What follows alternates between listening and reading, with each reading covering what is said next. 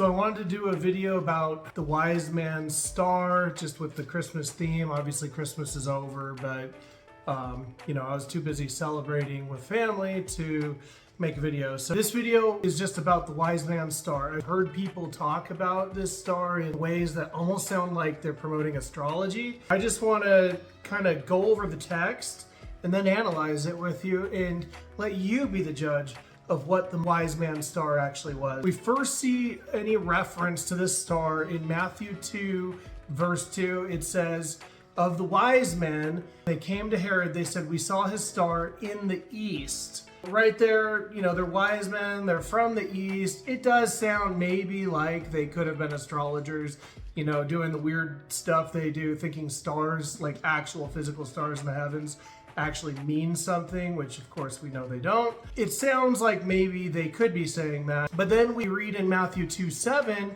King Herod, he's kind of curious about this star, and he says that he questions them and inquires to try to determine the exact time the star appeared. The star is appearing, it's not rising over the horizon, it's appearing suddenly in the sky. Right there, that is an indicator that we are not talking about a regular star. Regular stars don't just appear, they rise over a horizon. The timing of the appearance of that star, for some reason Herod thought would have some kind of significance. Then we read in Matthew 2:9, Herod has told the wise men to go and inquire of, follow the star, find this king of the Jews, so that he may worship. Of course, we know he wasn't seeking to worship, he wanted to kill him because he was a threat to the political system. But it says that the wise men went out, and then it says the star appears again, and the star went before them. That's the first thing it says. The star went before them. Well, that verbiage, went before them, is actually a Greek word that's proago, and that actually literally translates to go before, to lead forward, or to proceed. Ergo, it's moving.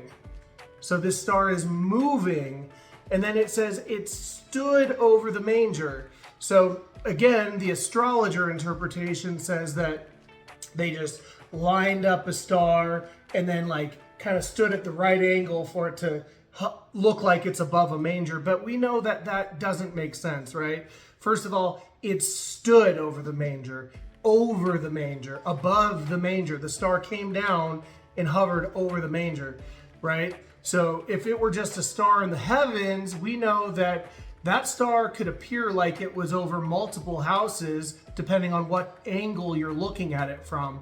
If you're looking at it from one angle, it's going to look like it's over such and such a house. If you look at it from another angle, it's going to look like it's over a different house.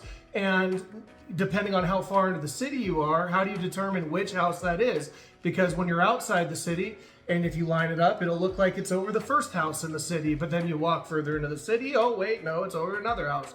Clearly, this was not a star in the heavens. Clearly, this was an angelic being that appeared as a star in the heavens and led the wise men, and it hovered over the manger that Jesus was born in. Okay? Just very clear. And then in Matthew 2:10, it says that the wise men, seeing the star, made them rejoice exceedingly. So they're super, super jubilant about seeing this star. I just don't think a regular star that an astrologer sees in the heavens is going to cause that level of joy. And then I just want to give some biblical precedent for stars representing angels, or actually angels appearing as stars. It's not a metaphor, it's literal.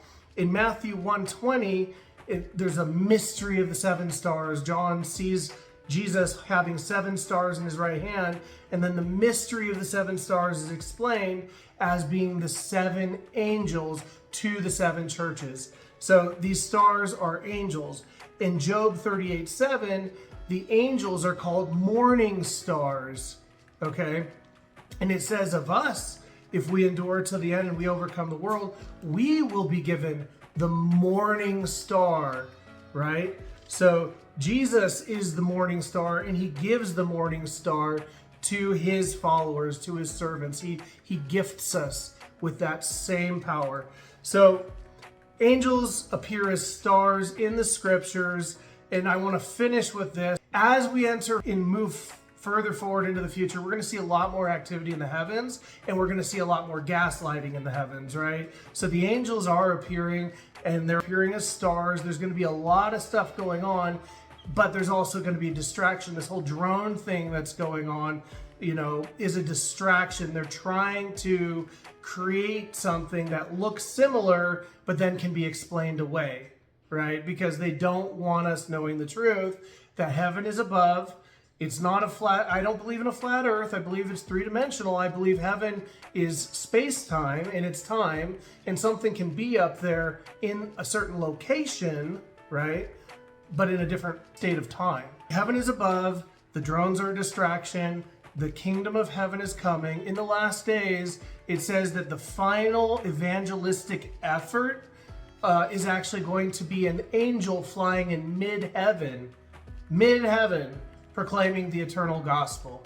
So we know that the angels, the kingdom, it's all coming down, and it will culminate with the king descending down upon the Mount of Olives, splitting the mountain in half, and then taking up his throne in Jerusalem as the leader and savior of all of humanity. It's going to be the best time you could possibly imagine for those who follow God, and the worst time for those who don't. So just know that there's going to be a lot of activities in the heavens. The drones, that's a distraction tactic trying to get us to believe a lie. But the true angels do appear as stars, and there's going to be a lot more activity up there in the days to come. All right, that's all I have. Hope you guys are blessed. Merry Christmas, Happy New Year, and you'll be hearing from me soon.